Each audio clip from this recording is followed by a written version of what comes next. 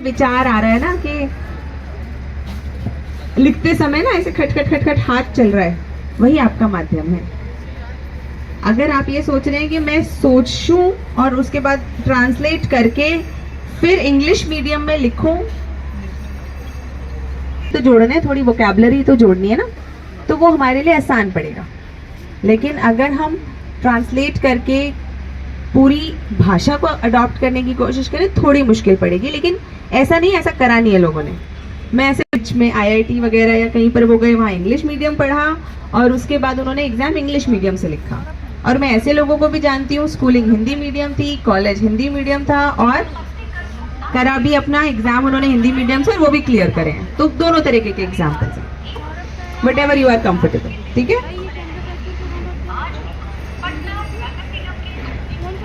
BSc का बहुत अब कम टाइम बचा हुआ है प्रीलिम्स को लेकर, तो मैं ये सोच रहा हूँ कि उसको कैसे 70-80 दिन तो बहुत होते हैं मैम, ठीक है, बट ये तो हमें नहीं कर पाया, किस वजह से, समझ रहे हैं? तो we have to be very analytical. हमें हर तरीके से एनालिसिस करना है अपने ही परफॉर्मेंस का, कि मेरे से क्वेश्चन गलत क्यों हुआ, क्या ये क्वेश्चन मुझे पता होना चाहिए था। अब पॉलिटी का क्वेश्चन है, अगर पार्लियामेंट वाले चैप्टर से, तो आपको पता होना चाहिए।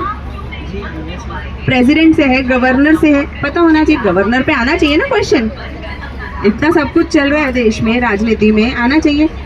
क्या नेशनल रीजनल पॉलिटिकल पार्टी पे आना चाहिए, पता होना चाहिए ना आपको, पता होना चाहिए। तो ये क्वेश्चन अगर आपकी गलत हो रहे हैं, मतलब बेसिक्स में प्रॉब्लम है। एग्जॉटिक क्वेश्चन गलत हो जाए कोई बात नहीं, उसको कैसे सुधार कर पाएंगे? एनालिसिस करो, फिर वापस जाके रिवीजन करो, एनालिसिस रिवीजन। बीपीएससी यूपीएससी में लगे रहे, क्योंकि बीपीएससी का भी जर्नी तो अब वही हो गया, यूपीएससी की तरह ही हो गया। तो इसको कैसे क्या टैकल किया जाए? वो जो जनरल कंपटीशन का वनडे एग्जाम है उसको प्रॉपर छोड़ दिया जाए, प्रॉपर यूपीएससी की तरह ही देखा जाए, 1-2 साल एकदम यूपीएससी का ही तैयारी करे, तो इसको तरह से आप बताइए। देखो, ये इस बात पे डिपेंड करेगा कि आपका स्ट्रैटेजी क्या है। कई लोगों के मन में धुक धुक चलती रहती है कि यूपीएससी बीपीएससी तो दे रहे हैं, लेकिन एक नौकरी पकड़ लें, नौकरी पकड़ लेंगे, घर वाले भी शांत रहेंगे, हम भी सेटल रहेंगे, तो इसीलिए बीच बीच में ये एग्जाम दे। लेकिन अगर आपके मन में धुक धुक है, आपको लगता है कि पहले मुझे एक नौकरी चाहिए, से मैं अभी क्वेश्चन पूछूं, अब देखो हाथ, अब देखो, पूछूं, फुल एनसीईआरटी की बात हो रही है। हाँ, स्टार्ट कुछ नहीं, हम तो फिनिश की बात कर रहे हैं। घूम के देखो, सबको पता पढ़नी है, लेकिन पढ़ी तो नहीं ना, बस यही गड़बड़ है। रास्ता तो पता है हमें, लेकिन करना भी तो जरूरी है। ऐसे तो मुझे भी पता है चांद पे जाया जा सकता है, चांद पे जाया जा सकता है ना, लेकिन अब उसकी स्टेजेस है ना, उसे पार करना पड़ेगा ना, तब पहुंचेंगे। तो एनसीईआरटी पढ़नी पड़ेगी और स्टैंडर्ड बुक्स भी पढ़नी ही पड़ेगी, इसमें कोई रास्ता नहीं है और। ठीक है, थैंक यू मैम। तो आप किसी और को क्या बताओ, पहली चीज। दूसरी चीज, लाइफ के अंदर गोल सबके बदलते हैं, तुम्हारे भी बदलेंगे और बदलने चाहिए। नहीं तो जो आदमी एक बार क्लर्क लग गया, वो क्लर्क ही लगा रहेगा, जो कुछ और लग गया, वो कुछ और ही लगा रहेगा। इतने सारे लोग हुए हैं जिन्होंने सर्विसेज क्विट करके अलग अलग प्रोफेशंस को अपनाया, एक नहीं है, बहुत सारे। और हम में से अगर हम लोगों को पता हो तो गांधी जी इनिशियली क्या थे? बैरिस्टर। अब बोलो, बैरिस्टर को छोड़ दिया, क्लैरिटी नहीं थी गांधी जी को जीवन में। अब गांधी जी को क्वेश्चन, सुभाष चंद्र बोस क्या थे? IAS, उन्होंने IAS छोड़ दी, बताओ, क्लैरिटी नहीं थी उनके जीवन में। Is it? नहीं, मैं तो बहुत छोटा हूँ, मैं तो बहुत छोटा कॉग है, लेकिन एवोल्यूशन है। ये कोई एवोल्यूशन, अगर इंसान की रिजर्वेशन है 60%, अराउंड मतलब 60% के आसपास है। 60% रिजर्वेशन, यस, और बिहार में जो अभी अपकमिंग एग्जाम्स को लेकर चल रहा है, सरकार ने भी जारी कर दिया है जातिगत आरक्षण को लेकर अराउंड 75%। कमेटीज में भी कहा है। यस मैम, तो 75% ये जो रेशियो दिखाई दे रहा है 3:1 का जो रेशियो अब बटेगा, तो इसका तो इफेक्ट बीपीएससी या दरोगा जैसे एग्जाम्स में भी दिखेगा। और मन ही मन में कहीं ना कहीं एक डर भी सता रहा है जनरल कैंडिडेट ईडब्ल्यूएस जैसे, और कहीं एससी एसटी ओबीसी के लिए भी वो बेहतर भी विकल्प है उनके नज़र से। लेकिन आपका इसको लेकर क्या मानना है, मैं इसको जानना चाहता हूँ, क्योंकि आप एक IAS ऑफिसर रह चुकी हैं, तो इन सब के ऊपर भी आप लोग कहीं ना कहीं रिसर्च की होंगी, तो कुछ आपका मैं जानना चाहूँगा। कैंडिडेट है, यस यस। आप सपोर्ट करते हैं रिजर्वेशन को? No but no.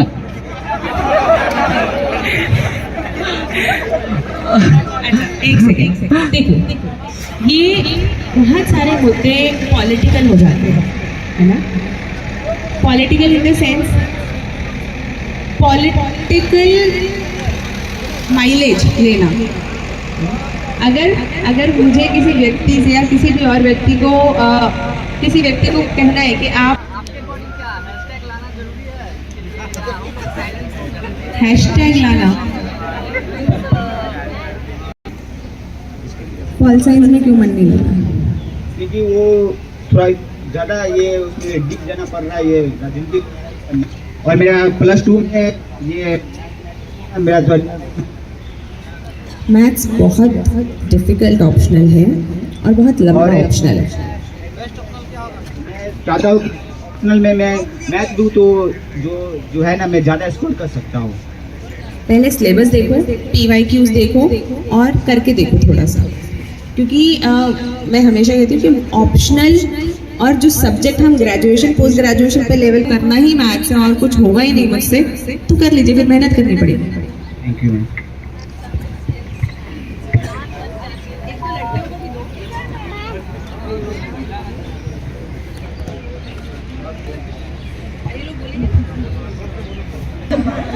मैम, अगर कोई भी एग्ज़ाम होता है 1 या 2 साल, मतलब 1 या 2 अटेम्प्ट देने के बाद नहीं होता है, और मतलब कि हाँ, और फिर क्या बोलते हैं, डर लग रहा है।